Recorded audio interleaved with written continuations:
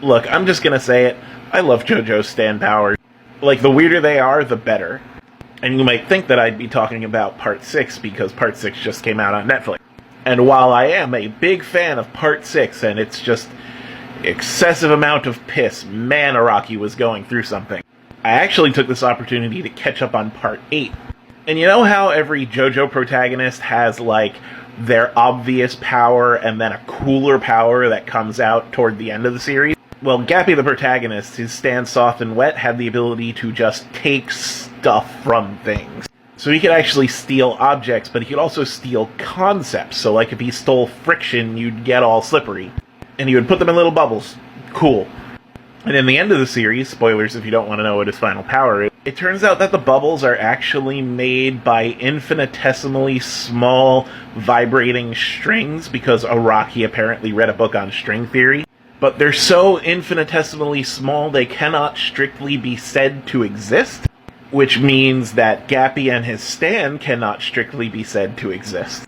Which means they have the ability to walk through anything. This includes walls and barriers between dimensions.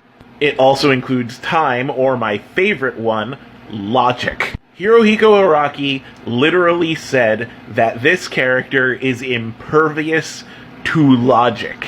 And I love that concept so much. I mean, partially it's because I think it's Araki flipping off power scalers. He does notoriously hate them. But just trying to think about what the implications of this mean break my brain. It means as soon as you make a logical statement about Gappy and Soft and Wet, it is not true. However, if you make the statement that it is not true, that is also not true, because they are not affected by logic.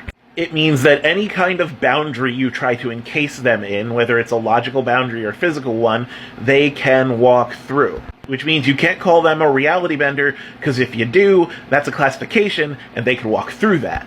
And you can't call them impervious to harm, because if you do, that's a classification, and they can walk through that. Like, it extends so far. It means that even the thought of Gappy, even the concept of this character, cannot be strictly said to exist, even in the fiction that it exists in. Like, just... Like, it really does feel like it's Araki going, screw you, you can't define this with a number, you can't define this with words, you can't define this with any sort of logic or philosophical statements, you can't do anything with it, it's my character, only I can do stuff with it, fuck you, end of story. And you know what, Araki? Respect.